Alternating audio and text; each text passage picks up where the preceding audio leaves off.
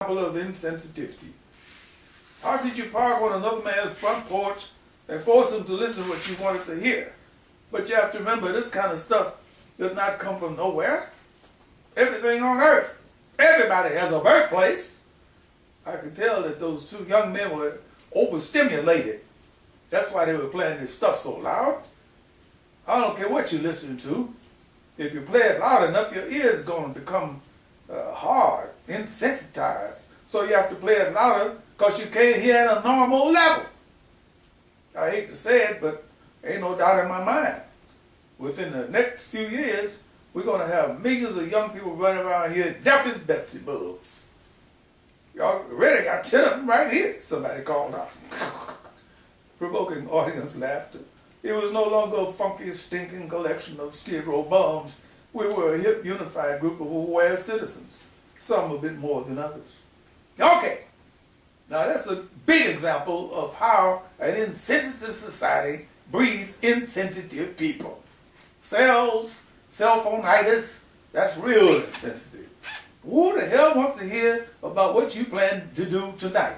Believe it or not, I heard a woman discussing her abortion on her cell phone yesterday, right over there in 4th in Los Angeles. And don't let nobody fool you, folks.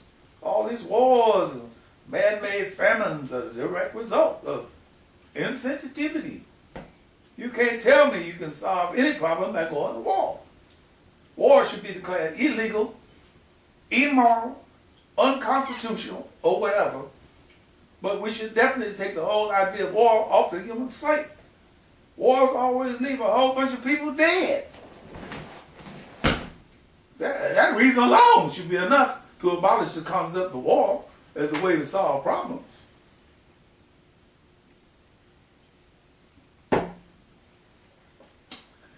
I jammed my fist down in my pocket, felt my teeth grind together with anger.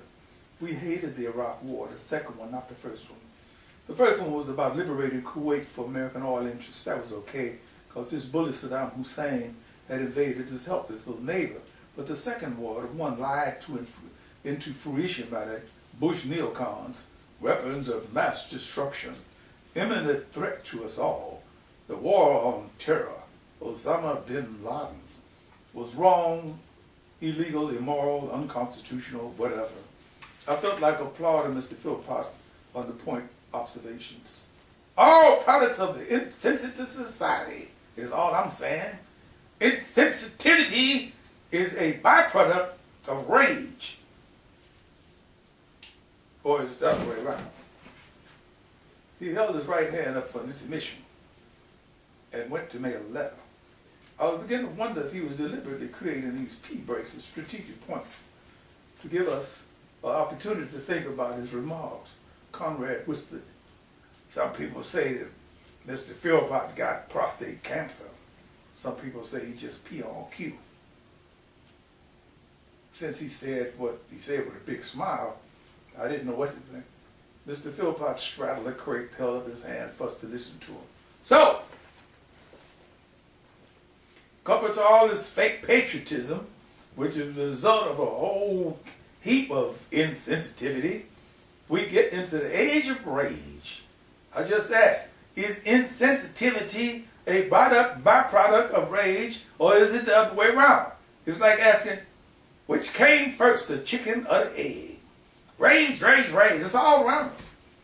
We got road rage across in front of me. And I'll follow you off the freeway and beat you to death with my tire. He amused us by giving demonstrations of what he was talking about.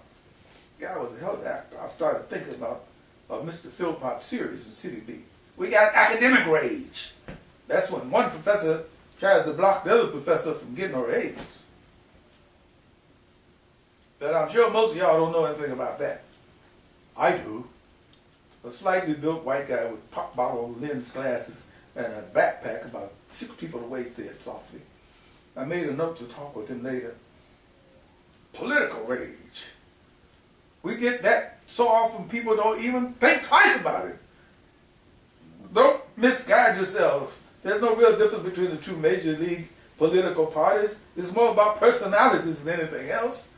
A lot of politicians hate other politicians because they come up with a more clever negative slogan than the one they have. They ain't got nothing to do with us, the needs of the people. It's about how pissed off they are with each other. If you just peek a little underneath all that BS they put out, you'll discover that it's not about difference of political philosophies and stuff. It's about how my family is better than your family, or my stuff is better than your stuff.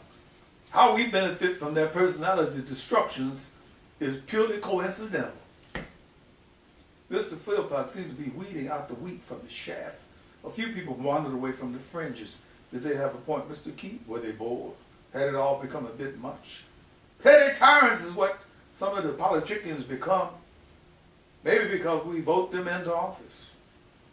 The fringe people were obviously the first to experience the silent approach of the LAPD vehicles.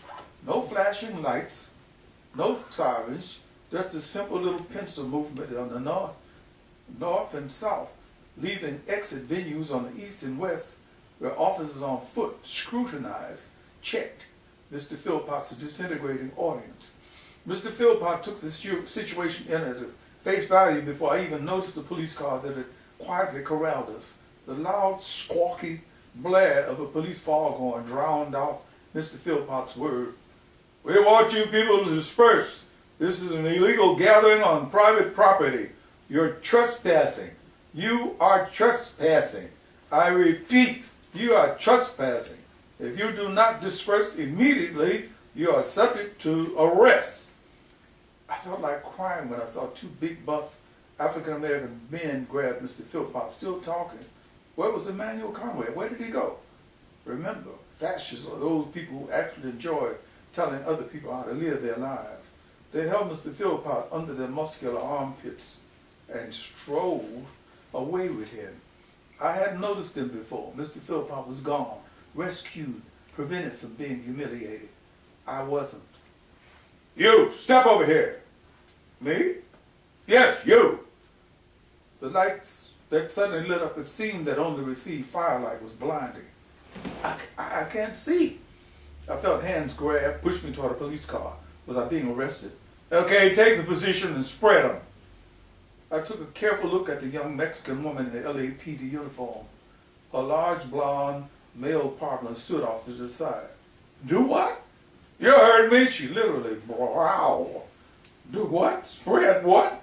I asked her, trying to sound macho.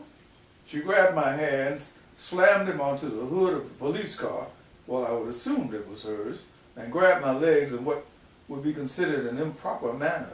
"Spread them," she insisted. "Spread what? What should I spread?" She solved the problem by placing her right brogue hand between my legs and giving each one of my feet a brutal kick, forcing my legs to an unreasonable distance from each other. I felt totally vulnerable. So that's what spread them meant. Her hands went all over my body, into my pockets, heavy hands, intrusive hands. I felt violated. She handed my wallet to her partner. I'm going to continue this in the morning, part 3 of Kwanzaa for Conrad. Hey, wow.